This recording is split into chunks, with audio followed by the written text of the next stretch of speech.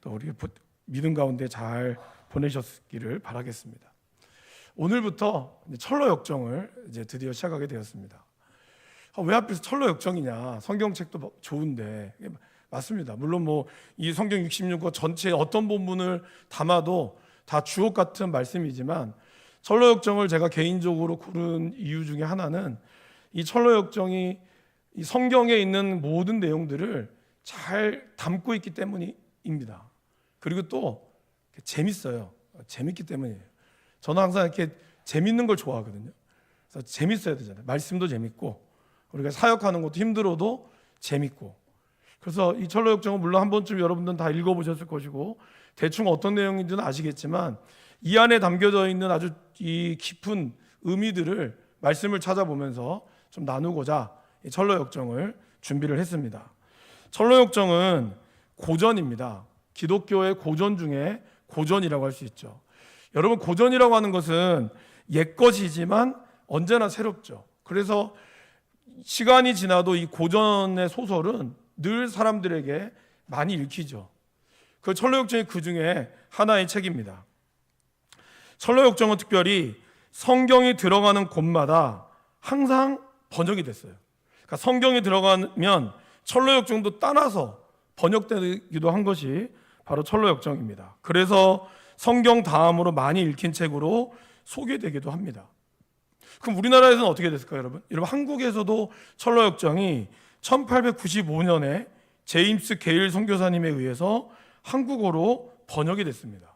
근데 이 철로 역정이 왜 이렇게 중요하냐면은, 그 당시까지 모든 소설들은 이거 번안 소설이라고 그러죠. 번안 소설 또는 번역 소설들은 중국이나 일본어로 원고를 번역해서 소개가 됐습니다. 예를 들면 영어 책이라 할지라도 한국에 들어올 때는 중국어로 번역된 거를 다시 우리나라로 번역해서 들어왔거든요.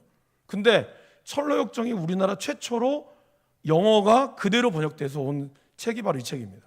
그래서 철로 역정은 단순히 기독교 책이 아니라 한국 문학에서 번역 문학으로서 가장 첫 번째, 이 책과 함께 나온 또 하나의 소설이 여러분들이 너무나 잘 아는 아라비안 나이트라고 하는 소설이라고 합니다.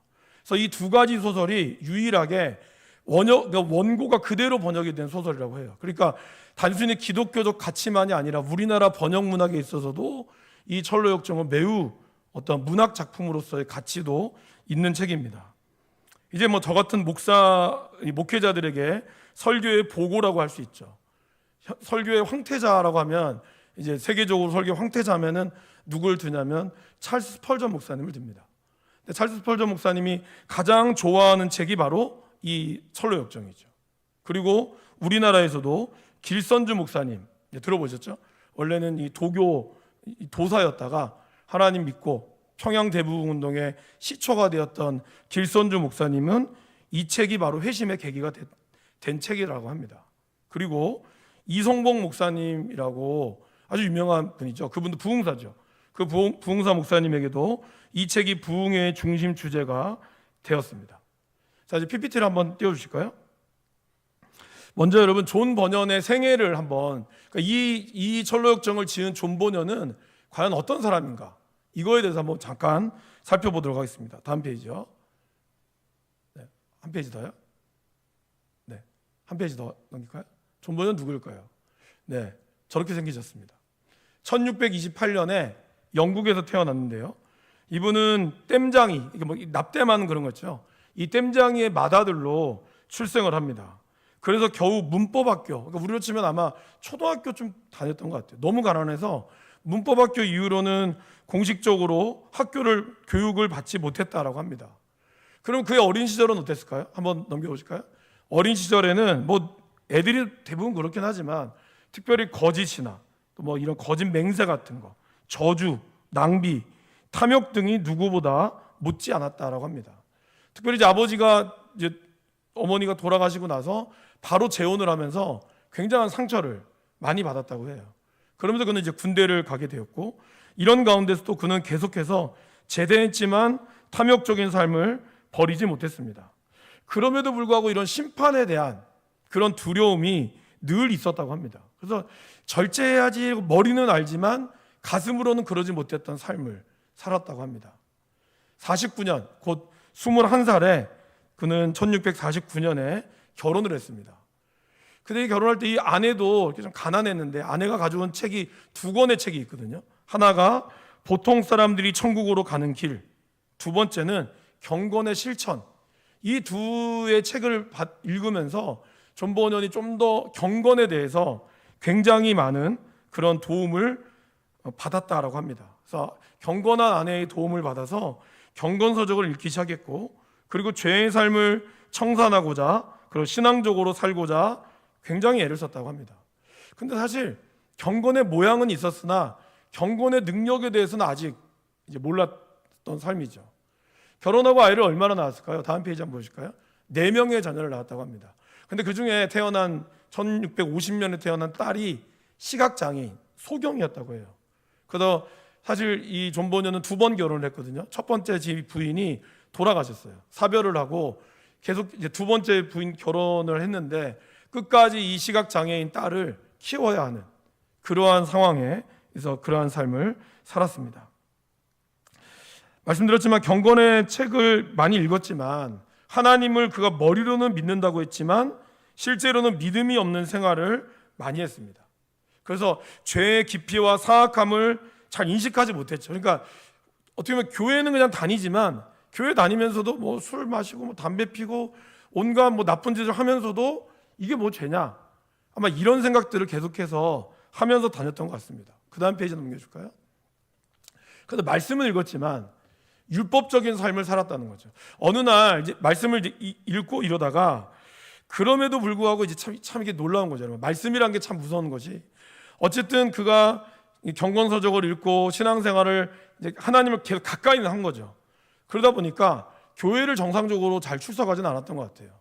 그러다 보니까 뭔가 이런 두려움에 대한 심판에 대한 두려움이 있었는데 그러다가 아마 자기가 한 말, 자기가 했던 이런 저주의 말에 한 여인이 굉장한 그런 어떤 꾸짖음을 했다고 합니다. 그것에 이제 이 존 버년이 충격을 받고 이렇게 살면 안 되겠다. 그러면서 그가 십계명을 외워야지만 구원을 받을 수 있구나. 그래서 철저하게 율법적인 삶을 그는 살기로 했습니다. 그러면서 말씀도 읽고 율법적으로 자기의 의로운 삶을 위해서 굉장히 노력을 했죠. 그렇지만 여기 나온 대로 구원의 은혜와 확신은 없었어요. 그래서 오로지 자신의 의와 선으로만 가득 찬 상태였죠. 그러니까 내가 열심히 살고 내가 선으로만 살면 되지, 이런 삶을 살면서도 여전히 죄책감 가운데 있는 거죠. 그러니까 약간 우리도 그런 분들 있죠. 열심히 교회는 다니지만 여전히 불안하고 여전히 하나님의 은혜를 누리지 못했기에 열심히 교회를 다녀요. 신앙생활 열심히 하고 다 잘함에도 불구하고 늘 두려움에 떠는 그러한 모습이 바로 존 버년의 모습이었다고 합니다. 그 이유는 바로 그가 아직 영적인 눈이 열리지 않았기 때문이라는 거죠. 이런 5년에서 6년간의 이러한 갈등을 통해서 그가 하나님을 조금씩 인식하고 나아갔다라고 합니다. 다음 페이지 넘겨보실까요? 그래서 그가 말씀을 읽다가 한 여인으로부터 빨래터에서 얘기하는 여인들의 이야기를 우연히 듣게 된 거예요. 근데 그분들의 이야기가 어떤 거였냐면은 하나님이 자신이 얼마나 비참한 상태에서 이런 비참한 우리임에도 불구하고 하나님이 얼마나 자신을 사랑했는가. 그러니까 사실 이 여인의 모습은 너무 보잘것없는 그냥 한 명의 아낙네였을 뿐인데, 그런데 이 여인의 얼굴에서 웃음과 그리고 굉장한 기쁨, 그리고 기쁨의 이유가 하나님이 나를 구원하셨다라는 이 기쁨을 누리는 순간 이 여인이 말하는 그 소리에 그냥 충격을 받은 거예요. 교회를 다니면서도 저렇게 기쁠 수 있을까? 나는 그렇게 열심히 해도 늘 이런 가운데 있는데 나는 도대체 뭐지? 이거에 대한 굉장한 충격을 받기 시작해서 그가 말씀을 다시 좀 보기 시작했다고 해요. 그러면서 오늘 읽은 저 골로새서 1장 20절 말씀 있죠. 혹시 여러분 화면이 좀 잘 보이시면 같이 한번 읽어보실까요? 그의 십자가의 피로 화평을 이루사 만물 곧 땅에 있는 것들이나 하늘에 있는 것들이 그로 말미암아 자기와 화목하게 되기를 기뻐하심이라. 골로새서 1장 20절 말씀. 이 십자가의 피에 그가 충격을 받은 거예요. 여러분 사실 이 존 버년의 이야기를 제가 좀 보니까 누구랑 굉장히 비슷하냐면요, 마틴 루터랑 굉장히 비슷해요. 마틴 루터도 신부였거든요. 신부인데 마틴 루터가 신부가 된 배경은 그가 원래는 아버지의 뜻을 따라서 법관이 되려고 했죠.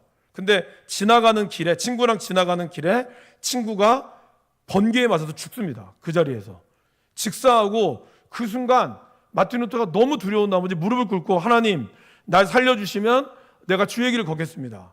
그가 그때부터 신부의 길을 걸어간 거예요. 근데 그래서 그는 누구보다 철저하게 율법적으로 살았습니다. 왜 원래 이 천주교는 고해성사라는 걸 하잖아요. 근데 이 마틴 루터는 얼마나 고해성사를 많이 했냐면, 새벽 1시에도 자기의 죄가 떠오르면 그 고해성사 가서 자기 이제 그 스승 신부님을 불러서 고해성사를 할 정도라고 해요. 그래서 그 스승이 제발 오지 좀 말라고, 너 오지 마 할 정도로 자기 자신을 그렇게 채찍질했다고 합니다. 그랬던 마틴 루터도 로마서 말씀을 읽고 깨졌죠. 의인은 오직 믿음으로 말미암아 살리라. 그거에 자유해지게 된 거예요. 근데 이 존 버년도 똑같았어요. 율법적으로 사는 길만이 구원을 받는다고 생각했고, 늘 자신에 대한 두려움과 죄책감만으로 살았는데, 어느 날 그 한 여인의 그런 고백과 함께 그가 읽었던 골로새서 1장 20절의 눈이 확 들어온 거예요. 십자가의 피로 화평을 이루사. 지금까지 모든 신앙의 중심은 자기였어요. 내가 올바로 살아야 되고 내가 똑바로 살아야지 된다, 이거였는데 내가 중심이 아니라는 걸 알게 된 거예요. 이 모든 은은 하나님으로부터 시작된다는 걸 알게 된 거예요. 그러면서 그가 굉장한 자유함을 조금씩 느끼기 시작했다고 합니다.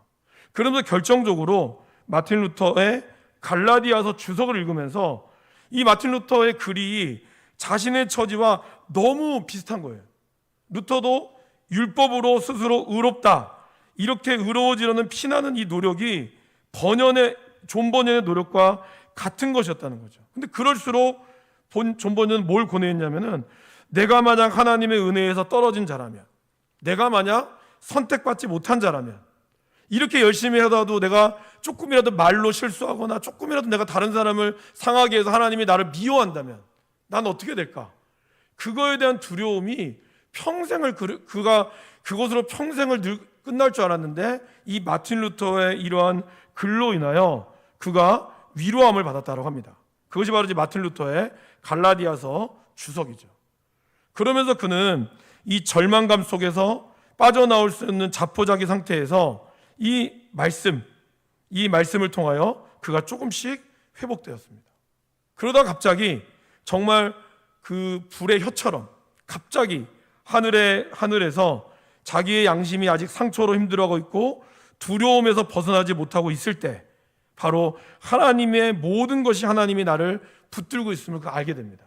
아까 말씀드렸던 나의 의가 아니라 하나님의 의로부터 내가 자유할 수 있음을 존 버년은 그때부터 깨달았다는 거예요.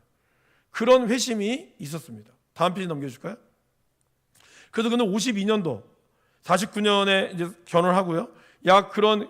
그 전부터 계속 고민해왔던 그런 흔적들이 52년도에 그가 결정적으로 회심을 하게 됩니다. 그리고 그러한 회심에 겨워서 아내에게 이렇게 얘기했다 그러죠. 이제 알았다고. 버년은 흥분에 겨워서 아내에게 이런 말을 하게 됐습니다. 그리고는 53년도에 베드포드 교회에 출석을 했고, 55년도에 그의 영적인 스승인 존 기퍼드라고 하는 목사님으로부터 세례를 받게 돼요. 근데 존 기퍼드 목사님이 이제 나이가 많아서 돌아가셨는지 아무튼 돌아가시고 나서 후임 목사님이 오셨습니다. 그 목사님이 존 버튼이라고 하는 목사님인데요. 그리고 이제 이때 58년도에 넘기실까요? 58년도에 첫 번째 아내가 병으로 사별합니다. 그리고 이제 59년도에 두 번째 결혼을 하게 되죠. 존 버년은 이러한 시기에 이제 자기가 정말 영적으로 스승처럼 여겼던 존 기퍼드 목사님의 별세와, 그리고 두 번째 오는 후임 목사인 존 버튼 목사님이 또 몸이 많이 약하셨대요. 그래서 설교를 하고 싶어도 몸이 너무 약해서 설교를 하지 못하다 보니까 이 존 버년에게 설교를 부탁했다고 합니다. 아마 존 버년이 굉장히 이런 회심하고 나서 그가 말을 잘했는지 굉장한 성도들이 영향을 미쳤다고 합니다. 그러면서 그런 설교의 요청을 받았고, 그래서 그때부터 존 버녀는 설교의 열매를 맺기 시작했습니다. 성도들에게도 영적인 찔림과 죄인이라는 깨달음을 주고 예수 그리스도의 필요성을 선포했습니다. 이러면서 이제 존 버녀의 설교로서의 어떤 그 길을 걸어가게 된 거죠. 근데 여러분, 이 1600년도 요때 요 오간에 영국에서는 어떤 일이 일어났었냐면, 성공회라고 들어보셨죠, 여러분? 이 헨리 8세가 자기가 이혼하고 자기가 사랑하는 아내랑 결혼하기 위해서 천주교 이제 신부 교황한테 문의를 하죠. 근데 원래 천주교는 뭐가 절대로 안 됩니까? 이혼이 절대로 안 돼요. 그래서 헨리 8세가 이혼하고 다른 여인이랑 결혼하는 것에서 허락하지 않습니다. 헨리 8세가 열받아서 종교를 하나 만들었는데 그게 성공회입니다. 뭐 여러 가지 복잡한 건 있지만 큰 틀은 그거예요. 그래서 그때부터 영국은 국교회가 성공회라고 하는 국교회가 있습니다. 그러나 사실은 성공회라는 국교회가 있지만 카톨릭이랑 그렇게 다르지가 않아요. 많이 다르지 않았습니다.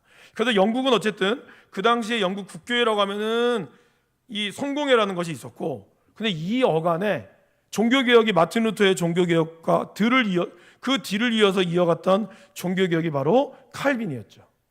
그리고 칼빈으로부터 나오는 여러 가지 많은 것이 생겼는데, 그 중에 가장 대표적인 것이 저와 여러분들이 지금 몸담고 있는 장로교죠. 그리고 프랑스에서는 위구노라고 불리고, 그리고 그것이 영국으로 와서는 뭐로 불렸을까요? 청교도로 불렀어요. 성공회가, 아까 말씀드렸죠. 성공회가 헨리 8세가 자기 어떤 결혼을 위해서 만들었기 때문에 천주교와 조금 다르지 않아요. 그러다 보니까 정말 경건하게 신앙생활하고 싶었던 사람들이 경건하게 살아야겠다, 퓨리탄, 순수한 복음주의자들, 이런 분들이 청교도 신앙을 이끌어갔습니다. 그러다 보니까 영국 국교회랑 청교도가 부딪히게 된 거죠. 그래서 영국 국교회와 청교도가 전쟁이 일어나게 됩니다. 그 전쟁의 대표적인 주자가 청교도에서는 올리버 크롬웰이라고 하는 아주 유명한 청교도의 수장이 있었죠. 그 사람이 이끄는 전쟁팀이 왕정파를 이겼어요. 이기면서 존 버녀는 설교를 할 수 있게 되었습니다. 그런데 올리버 크롬웰이 죽었고 다시 영국의 왕이 득세하기 시작하면서 어떻게 됐을까요? 전세가 뒤집어졌어요. 그러면서 오늘 이 청교도와 영국 국교와의 싸움에서 국교의 승리로 인해서 청교도인들은 박해를 받게 되죠. 그리고 여러분, 이 박해를 피해서 어디로 가죠? 미국으로 건너가게 되는 겁니다. 그래서 메이플라워를 타고 신앙의 자유를 찾아갔던 것이 바로 청교도인이고, 그게 아메리카, 물론 아메리카에 이미 인디언 계셨지만 거기서부터 기독교가 또 한 번 시작이 된 거죠. 자, 이런 상황에 존 버년이 있었어요. 그러다 보니까 존 버년이 설교를 해야 되는, 그 다음 넘겨보실까요? 1660년에 아까 우리가 58년도 이런 어간에 전쟁에서 패배하고 1660년에 존 버년은 설교를 했다는 이유로, 그러니까 영국 국교회에서는 이렇게 얘기한 거죠. 국교회에서 허락한 사람만이 설교할 수 있다. 그 외의 사람은 다 불법이다. 존 버년은 영국 국교회 소속이 아니었거든요. 그러다 보니까 1660년도에 11월에 불법 집회를 인도한 혐의로 그가 체포가 됩니다. 그래서 무려 12년간 감옥 생활을 하게 되죠. 그리고 그는 감옥 생활이 끝나고 나서 다시 이제 전역으로 복귀해서 추록 후에는 베드포드 교회 목사로 초빙이 됩니다. 그가 몸담았던, 세례를 받았던 교회 초빙이 됐다가 다시 넘겨보실까요? 다시 1676년에 다시 투옥이 돼요. 그리고 이 투옥된 이때 가장 이 명작인 철로역정 일부를 그가 만들게 됩니다. 철로역정 일부는 크리스찬의 이야기고요. 그리고 이제 82년에는 거룩한 전쟁, 그 다음에 84년도에는 철로역정 2부가 만들어집니다. 철로역정 2부는 뭐냐면, 철로역정 1부는 이제 한 그리스도인, 크리스찬의 이야기잖아요. 2부는 처음에는 자기의 남편이 미쳤다고 해서 남편을 이제 크리스찬으로 인정하지 않았던 부인이, 그 부인이 회심을 하고 다시 남편의 길을 따라가는 장면입니다. 그러니까 좀 분위기가 약간 다르죠. 그래서 철로역정 2부를 그가 완성한 다음에 88년도에 열병으로 영원한 안식에 들어가게 됐습니다. 이러한 어떤 존 버년의 일대기를 우리가 함께 이제 좀 볼 필요가 있다라는 거죠.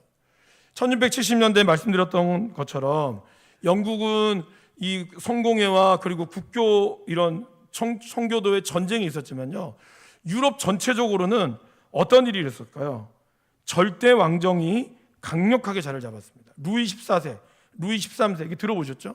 그래서 절대 왕정이 있었던 이러면서 귀족과 왕신들은 막대한 부를 누렸지만 반대로 농민과 도시 노동자들은 경제적인 어려움을 겪었습니다. 여기에는 종교도 한몫했죠. 종교가 귀족들과 같이 묶었죠. 이러다 보니까 사람들이 교회를 떠나기 시작했어요. 기독교적 가치가 굉장히 약해졌습니다.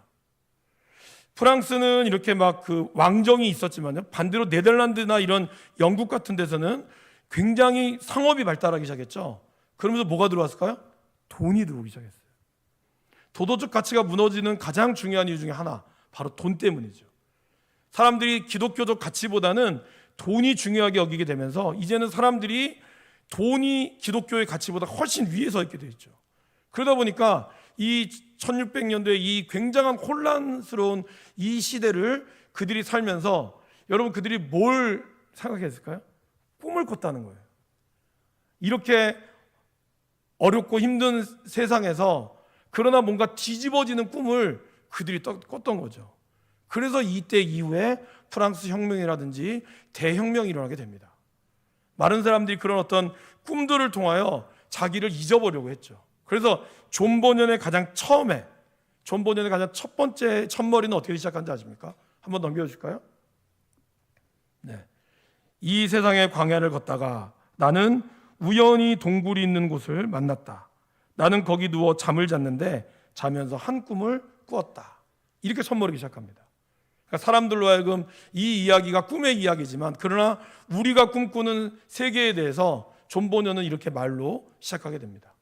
자, 이제 여러분 한 5분에서 6분 정도 되는 오디오북을 듣고 나서 저하고 제가 나르던 프린트물과 함께 이야기를 나눠보도록 하겠습니다. 한번 들어보실까요?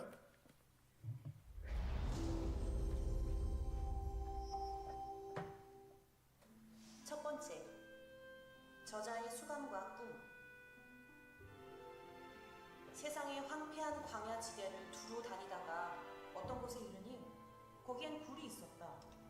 나는 그 굴 안으로 들어가 잠을 자다가 꿈을 꿨다.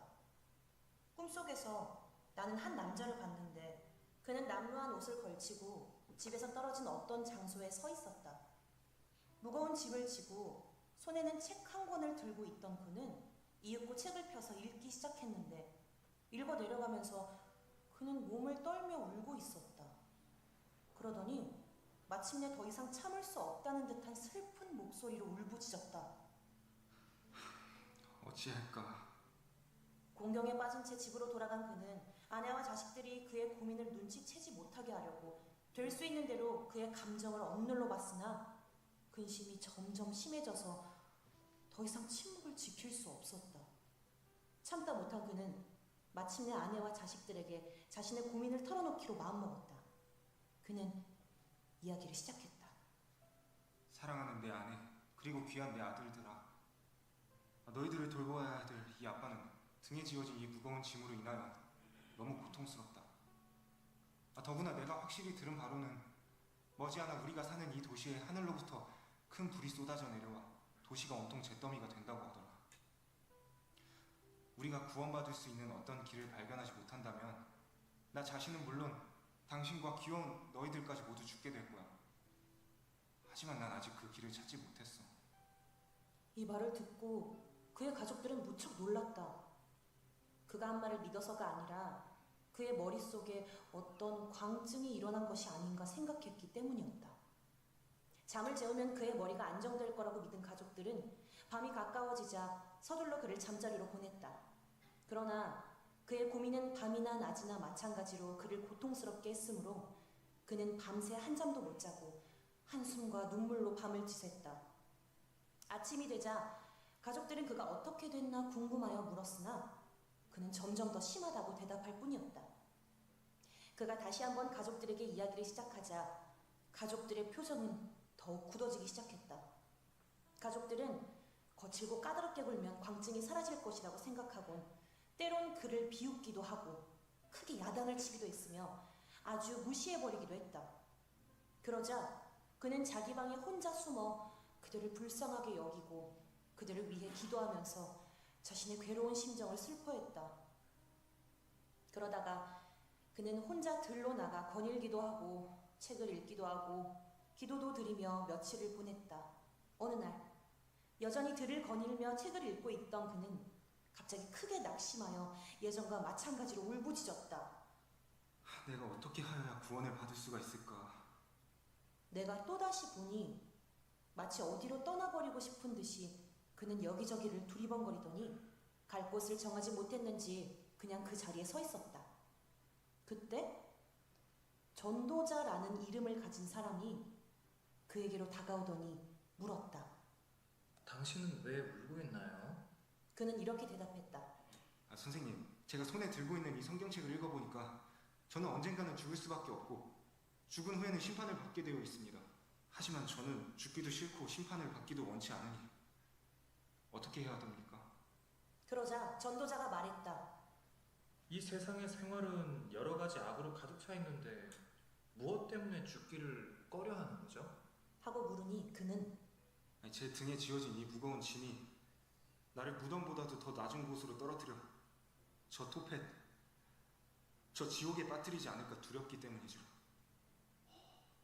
저는 감옥 생활도 감당하지 못할 터인데 더군다나 심판을 받고 무서운 형벌을 당하는 것을 어찌 견디겠습니까? 이런 일들을 생각하니 자꾸 눈물이 나옵니다. 그렇다면 왜 그렇게 멍하게 서 있는 거예요? 라고 전도자가 다시 물었을 때 그 사람이 대답했다. 어디로 가야 될지 몰라서 그럽니다.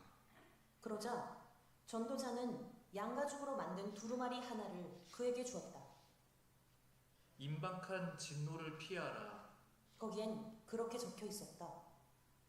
이 글을 읽은 후 그 사람은 전도자를 주의 깊게 바라보면서 어디로 가야 될까요? 하고 물었다. 전도자는 손을 들어 저쪽으로 뻗은 넓은 평야를 가리키면서 저쪽에 있는 좁은 문이 보입니까? 라고 물었다. 안 보이는데요? 하고 그 사람이 대답하자 전도자가 다시 물어봤다. 그럼 저쪽에서 빛나고 있는 밝은 광채는 보이세요? 저기 보이는 것 같아요. 그럼 그 광채를 바라보면서 똑바로 올라가세요.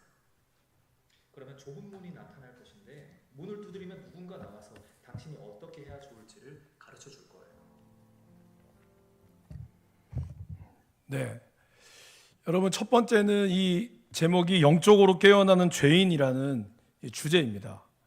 여기 보면 한 남자가 나오죠. 이름이 나오지 않습니다. 아직. 그렇다면 이 한 남자는 누구일까요?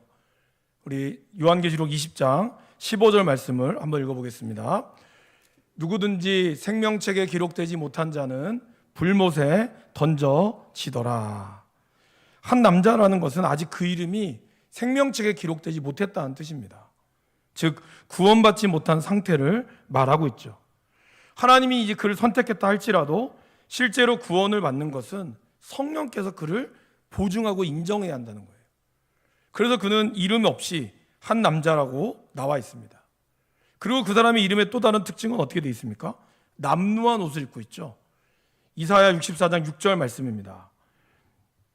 같이 한번 읽어보실까요? 무릇 우리는 다 부정한 자 같아서 우리의 의는 다 더러운 옷 같으며 우리는 다 잎사귀같이 시들므로 우리의 죄악이 바람같이 우리를 몰아가나이다. 보통 성경에서는 옷을 언급하는 것이 행위를 얘기하는 거죠. 그래서 그가 남루한 옷을 입었다는 것은 의로운 행위가 없기 때문에 남루한 옷 혹은 더러운 옷을 입은 것과 같다라고 표현하고 있습니다. 그리고 이 세 번째 특징은 뭐죠? 그가 자신의 집으로부터 얼굴을 돌리고 있다는 거예요. 그 말은 무슨 말이냐면 내가 익숙한 곳으로부터 우리는 사실 죄에 익숙해 있잖아요. 그것으로부터 내가 이제 돌리기를 원하고 있다는 거죠. 그러니까 이 사람이 지금껏 그 손에 들려있던 이 성경책, 로마서 7장 7절에 나오는 그의 손에 들려있던 것은 뭘까요? 성경책이죠. 율법책. 로마서 7장 7절은 이렇게 얘기합니다. 그런즉 우리가 무슨 말을 하리요? 율법이 죄냐? 그럴 수 없느니라. 율법으로 말미암지 않고는 내가 죄를 알지 못하였으니 곧 율법이 탐내지 말라 하지 아니하였더라면 내가 탐심을 알지 못하였으리라. 어느 순간에 그 귀에, 그의 눈에 이게 들어오기 시작한 거예요. 그의 손에. 그러면서 그는 뭘 봤을까요? 등에 지워진 무거운 짐을 그는 봤다라는 거예요. 그럼 여러분, 이 무거운 짐은 뭘까요? 바로 과거로부터 지금까지 지은 수많은 죄들이죠. 그런, 여러분, 이제 정말 죽음의 문턱까지 오셨던 분들을 이제 만나면 뭐라 그러죠? 자기가 어렸을 때부터 했던 게 쫙 파노라마처럼 떠오른다고 하죠. 그리고 정말 예수님을 만나고 회심한 사람들의 이야기를 들어보면, 저도 중학교 때인가 예수님 만났을 때 그 죄가 이렇게 확 오는 거예요. 약간 이게 이 입체적으로. 이 사람도 자기의 죄가, 지금까지 수많은 죄들이 자기 무거운 짐을 얽어맬 수 있는 거죠. 그러면서 시편 38편 4절에 내 죄악이 내 머리에 넘쳐서 무거운 짐 같으니 내가 감당할 수 없나이다. 도저히 자기가 감당할 수 없겠는 걸 그가 알게 된 거죠. 그가 영적으로 죽어 있었기 때문에 그동안 보지 못했던 것이 깨어 있으면서 그는 보게 되었다는 거죠. 그래서 에베소서 2장 1절에 보면 그는 허물과 죄로 죽었던 너희를 살리셨도다 라고 얘기합니다. 그래서 그가 뭐라고 외쳤죠? 오늘 우리가 읽었던 본문 사도행전 2장 37절, 우리가 어찌할꼬 그렇게 울부짖는 이유는 무엇입니까? 우리를 근심하게 했기 때문이라는 거죠. 뭐 때문에요? 죄 때문에. 근데 이 근심함으로 인해 우리는 회개함으로 나아갈 수 있다는 거죠. 성령의 역사로 인해서 우리의 죄를 깨닫고 한편으로 자신의 죄에 대한 하나님의 심판을 이 사람이 깨닫게 된 거예요. 어느 날 우연히 바라봤던 그 모습을 통하여 그는 그 속에서 하나님의 은혜를 가는지 아직은 몰라요. 그러나 내가 이러면 죽겠구나, 내가 이러면 이렇게 살면 나 끝나겠구나, 이 심판 가운데 자유로울 수 없겠구나 라는 것을 그가 알게 됩니다. 근데 여러분, 은혜는 뭐부터 시작하는 걸까요? 내가 죄인임을 깨달을 때부터 시작하는 거거든요. 내가 죄인임을 깨닫지 못하면 절대로 은혜를 받을 수가 없습니다. 오늘 이 한 사람도 바로 그래야 했다는 거죠. 그래서 어떻게 해야 내가 하나님의 심판을 피하고 구원을 받을 수 있겠습니까? 라는 울부짖음이 있었다는 거죠. 이 울부짖음을 바로 구원에 대한 갈망의 표현을 이야기합니다. 그런데 이제 그렇게 해서 이제 처음에는 집으로 왔다가 혹시나 가족들에게 걱정을 끼칠까 봐 말을 안 했죠. 그러나 도저히 답답하니까, 너무 마음이 막 가슴이 불타서 어찌할 수 없으니까 자기 가족들한테 자기의 속사정을 이야기합니다. 그때 가족들이 그걸 보고 깜짝 놀랐다 그랬죠. 근데 왜 깜짝 놀랐다고요? 제정신이 아니구나. 그가 죄를 깨달아서 놀란 게 아니라 정신 이상자로 생각했다는 거예요. 아이고, 우리 아버지가 미쳤구나. 도대체 무슨 일이 있었어요? 아내도 내 남편이 도대체 돌았구나. 그러면서 일단 재워야 되겠다. 재운 거예요. 그런데 아침에 일어나고 나서도 어땠습니까? 똑같이 여전히 이상한, 계속해서 그들 보기에 이런 광분한 상태로 있었다는 거죠. 왜 이해를 못했을까요, 여러분? 바로 고린도전서 2장 14절 말씀 때문입니다. 같이 한번 읽어보겠습니다. 육에 속한 사람은 하나님의 성령의 일들을 받지 아니하나니 이는 그것들이 그에게는 어리석게 보임이요 또 그는 그것들을 알 수도 없나니 그러한 일은 영적으로 분별되기 때문이라. 여러분 어떻습니까? 우리가 예수님 믿기 전에, 그죠? 아니면 여러분들은 예수님 믿고 있는데 내 남편이라든지 아내라든지 아니면 가족들이라든지 내 주변의 사람들이 예수를 안 믿었을 때 여러분의 모습이 다 이해가 되던가요? 이해가 안 됩니다. 그죠? 맨날 밤낮으로 새벽 기도도 가고 했던, 그래서 예전에 그런 거 많았다. 목사하고 바람이 났나 새벽부터 어딜 나가냐고 그런 얘기도 들었던 분들 많이 있다 그랬거든요. 자기 하나님 만나러 가는데 남편 입장도 이해가 안 가지. 맨날 늦게까지 잠을 자던 이 여자가 옆에 내가 미쳤나 갑자기 새벽부터 나가고 대바람부터 그것도 화장부터 하고 나가니까 이해가 안 되는 거죠. 그런 모든 것들이 왜 그럴까요? 육에 속해 있을 때는 이것을 이해할 수가 없는 거죠.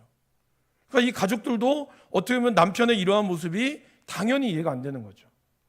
그렇기 때문에 남편을 정신 이상자로 봤다라는 겁니다. 또 여러분 창세기 19장 14절 말씀, 롯이 나가서 그 딸들과 결혼한 사회들에게 말하여 이르기를 여호와께서 이 성을 멸하실 터이니 너희는 일어나 이곳에서 떠나라 하되 그의 사위들은 뭘로 여겼다고요? 농담으로 여겼다고 그랬습니다. 그죠? 소돔과 고모라를 이 하나님께서 주의 사자들을 통하여 심판하려고 했잖아요. 그때 롯과 그의 아내와 딸들은 그래도 믿는 사람들이니까 하나님이 살려주고, 근데 그들은 이미 약혼한 사람이 있었죠. 그래서 약혼자도 얘기해서 데려가야 됩니다. 그러나 사위들은 이 땅이 얼마나 좋은 땅인데 농담으로 여겼다는 거죠. 아마 지금도 우리가 예수 천당 불신족 얘기하면 우리가 미쳤다 할지도 몰라요. 주님밖에 구원이 없다라고 하면 이 포스트 모던 시대의 기독교는 여전히 배타적이다라고 얘기할 겁니다. 여러분의 모습이 지금도 이해 안 되는 사람들이 있습니다. 근데 그들은 그럴 수밖에 없다는 거죠. 왜냐하면 육에 속해 있기 때문에 영의 일들을 제대로 알 수가 없다라는 것이죠. 그 사람도 그랬다는 겁니다.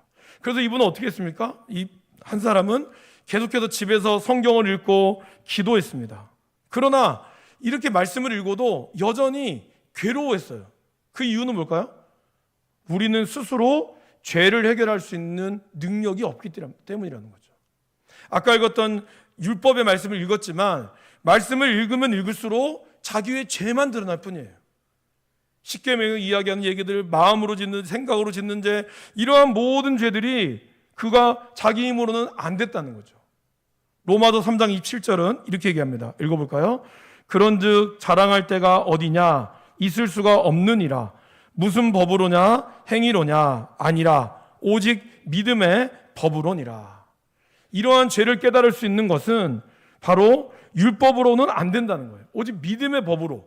그리고 예수님께서 그런 얘기를 하셨죠. 요한복음 16장 8절에 그가 성령이 오셔서 죄에 대하여, 의에 대하여, 심판에 대하여 세상을 책망하시리라. 그러니까 성령께서 이 주인공을 만나주신 거죠. 그러면서 그의 죄를 깨닫게 하셨다는 거예요. 그러면서 우리의 구원은 어디서 봅니까? 요한복음 3장 5절 말씀 같이 읽어볼까요?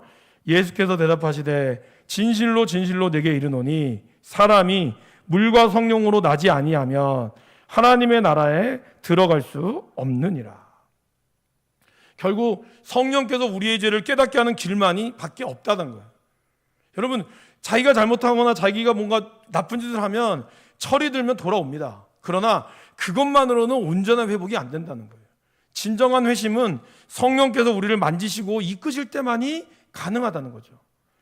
영적으로 각성된 이 죄인은 죄를 용서받고 하나님의 심판을 피할 수 있는 방법을 찾았습니다. 그 방법은 성경을 읽고 기도하는 것이죠. 그래서 아마 존 번연도 처음에 그랬다고 그랬잖아요. 내가 어떻게 해야 살 수 있을까? 십계명을 외워야겠구나. 그런데 그는 정말 십계명을 달달달 외우고 말씀을 굉장히 많이 봤다고 해요. 그러나 그것만으로는 안 되는 걸 알았다는 거죠. 물론 우리가 말씀을 읽고 기도도 해야 되지만 그 가운데 뭐의 인도하심이 있어야 됩니까? 성령님의 인도하심이 있어야 한다는 거예요. 그분의 은혜와 그분의 사랑이 우리 가운데 위로부터 오는 것이 있어야 한다는 거죠. 그것을 이 주인공은 아직 몰랐죠. 그죠? 근데 도저히 자기 힘으로 안 된다는 것을 알았기에 그는 드디어 그 집으로부터 탈출하게 됩니다. 그러면서 그가 나아갔던 길에 누구를 만나게 되죠? 바로 이 전도자라고 하는 사람을 만나게 됩니다. 전도자는 여기 적혀 있는 대로 복음 사역자, 꼭 목사만이 아니라 여러분들처럼 예수를 믿는 자, 그리고 영혼의 의사를 만났다는 거죠. 자, 그래서 디모데전서 5장 17절 말씀을 같이 한번 읽어볼까요? 다스리는 장로들은 배나 존경할 자로 알되 말씀과 가르침에 수고하는 이들에게는 더욱 그리할 것이니라. 그러니까 우리가 이 말씀을 잘 가르치고 그리고 그 말씀에 수고의 땀을 흘려서 우리의 이 사람들을 잘 이끌어가는 역할을 감당해야 한다는 것입니다. 그런데 오늘 이 내용을 읽어보면 전도자가 처음부터 이 사람을 죄의 짐을 지고 가는 자라고 얘기하지 않고 어떻게 하죠? 질문을 계속합니다. 그러니까 이 사람의 문제에 대해서 계속해서 질문하고 진단을 먼저 내리죠. 그러니까 우리들도 누군가를 이렇게 이야기할 때, 아니면 복음을 전할 때 기회가 된다면 그 사람의 이야기를 먼저 잘 들어주는 게 필요하다는 거죠. 그 사람의 이야기를 들어보고 질문도 해가며 이 사람이 도대체 어떠한 영적인 상태인지, 그러면서 자기의 이야기를 오픈할 수 있다면 정말 이게 부모님으로부터 온 문제인 건지, 자신의 어떤 중독에 대한 문제인 건지, 그러한 것들을 진단을 하는 것이 중요하다는 거죠. 그래서 이 전도자도 처음부터 막 저길 가시오라고 하지 않고 질문했다는 거예요. 당신 왜 그러십니까? 왜 그렇게 고민하십니까? 무엇이 당신을 이렇게 힘들게 합니까? 이러한 질문을 통하여 이 사람에게 정확한 진단을 내렸다는 겁니다. 그래서 우리들도 복음을 전할 때, 물론 이제 노방전도 같은 짧은 시간에 전할 때는 우리가 직접적으로 전도를 하지만, 특별히 관계 전도가 필요한 경우에는 여러분들이 오랜 시간을 두고 그분과 함께 이야기하면서 그 이야기를 또 되론 들어주기도 하면서 우리의 영혼의 진단이 필요하다라는 것이죠. 자, 그래서 이 주인공은 자기의 어떤 이 괴로움, 그리고 심판받을 것에 대한 두려움이 있었죠. 그 두려움 가운데 전도자가 내린 처방이 뭐였습니까? 바로 하나님의 말씀을 알려주는 거죠. 그 말씀이 바로 마태복음 3장 7절입니다. 한번 읽어보실까요? 요한이 많은 바리새인들과 사두개인들이 세례 베푸는 데로 오는 것을 보고 이르되, 독사의 자식들아, 누가 너희를 가르쳐 임박한 진노를 피하라 하더냐. 그래서 전도자는 진노를 피하라고 이야기했습니다. 그래서 그럼 어떻게 해야 피할 수 있습니까? 그 말씀의 첫 번째가 바로 회개하는 거라고 얘기했죠. 하나님 앞으로 돌아가라고. 그리고 어떻게 하고요? 좁은 문으로 들어갈 이야기를 해요. 거기 보면 그렇게 나오잖아요. 저 문이 보이십니까? 안 보인다 그랬어요. 왜 안 보일까요, 여러분? 욥기 9장 11절 말씀에 이런 말씀 있죠. 그가 내 앞으로 지나시나 내가 보지 못하며 그가 내 앞에서 움직이시나 내가 깨닫지 못하느니라.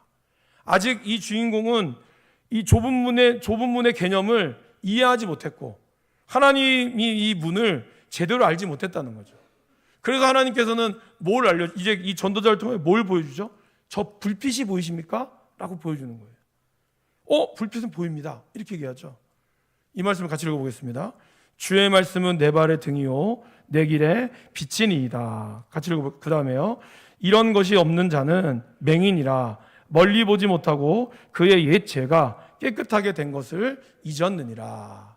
그래서 여러분, 정말 예수님을 믿으려고 온 사람 앞에 당신이 죄인입니다 라고 얘기하기보다는 먼저 하나님의 빛을 보여줘야 한다는 거예요. 그분의 복음의 은혜를 보여줘야 한다는 거죠. 하나님의 빛이 얼마나 밝은지, 그분이 우리의 인생에서 얼마나 등불이 되는지를 먼저 보여주고, 그리고 그 길을 같이 걸어갈 수 있도록 우리가 제시해줘야 한다는 겁니다. 전도자는 무조건 좁은 문이 보이지 않는다고 해서 그친 것이 아니라, 좁은 문은 보이지 않았겠지만 아직은, 그러나 하나님의 밝은 빛으로 그를 인도합니다. 죄인인 사람한테 당신이 죄인이다라고 이야기하면 그거를 깨닫는 사람도 있지만 깨닫지 못하는 사람이 사실 더 많습니다.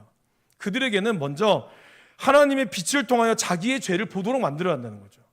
그래서 우리가 복음을 전할 때 있어서 그 어떤 것보다 중요한 것은 하나님의 밝은 빛, 그러니까 내가 만난 하나님의 빛을 그분들에게 보여줘야 한다는 거예요.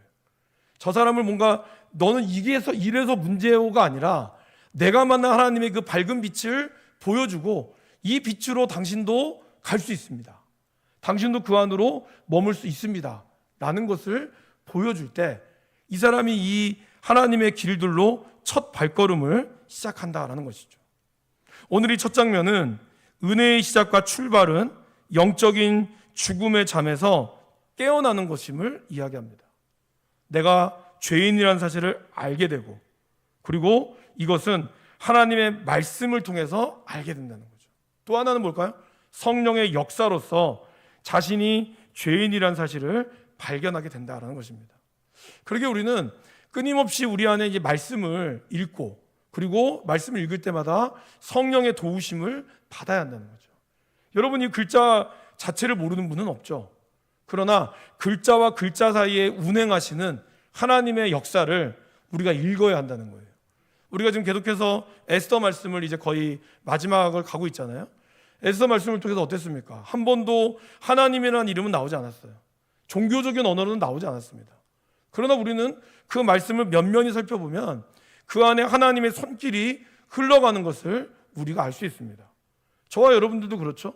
하나님이 여러분의 눈앞에서 딱 나타나서 역사할 때도 물론 있으시겠지만, 그렇지 않아도 보이지 않는 하나님의 손길이 우리를 운행하시고 우리를 이끌어 가시고 있다라는 것이죠. 그래서 우리는 말씀을 통해서, 특별히 말씀의 묵상을 통해서 그런 깊은 하나님의 뜻을, 그 안에 새겨져 있는 하나님의 뜻을 봐야 한다는 거예요. 여러분, 제가 이번 주 주일날에 함께하는 시간에 대해서 말씀을 드렸죠. 근데 함께하는 시간이 뭐라고요?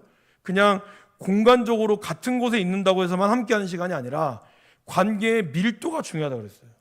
그러니까 이분이랑 5분을 앉아 있어도 온전히 5분 동안 집중하느냐, 이게 중요하지. 1시간을 앉아 있지만 다 각자 딴짓하고 있고 각자 핸드폰 보고 있고 각자 딴짓하고 있으면 이 사람은 1시간을 앉아 있든지 2시간 앉아 있든지 함께하는 게 아니에요. 여러분들이 말씀을 볼 때도 마찬가지입니다. 말씀을 1분을 보셔도 좋고 5분을 보셔도 좋지만 적어도 말씀을 볼 때만큼은 다른 것들을 내려놓고 오직 하나님과 나만이 아는 말씀으로만 집중하셔야 한다는 거죠. 그러면 하나님께서 그것 가운데 내 안에 역사한다는 겁니다. 그리고 또한 내가 늘 가는 가운데 하나님이 나와 함께 하신다는 걸 내가 믿는다면 하나님께서는 우리에게 때로는 꿈으로도, 하나님은 때로는 우리의 걸어가는 가운데도, 하나님은 여러분들이 운동하는 가운데도, 하나님은 여러분들이 밥을 먹는 가운데도 하나님의 은혜를 보여주신다는 거예요. 그게 하나님이 우리와 함께하는 그 시간을 뜻하는 것이다라는 겁니다.